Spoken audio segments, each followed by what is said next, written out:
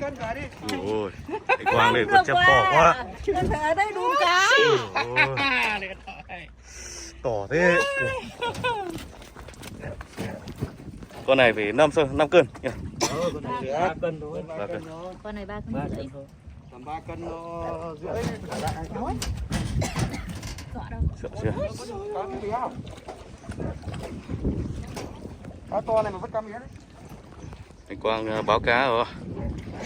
Đấy, còn chị Thơm lâu lắm chị không rước đấy đây nào. Lâu lắm ấy, phải có đi đâu.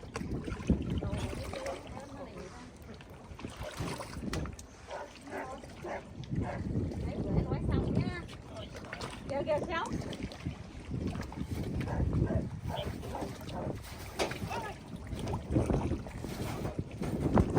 Có cá.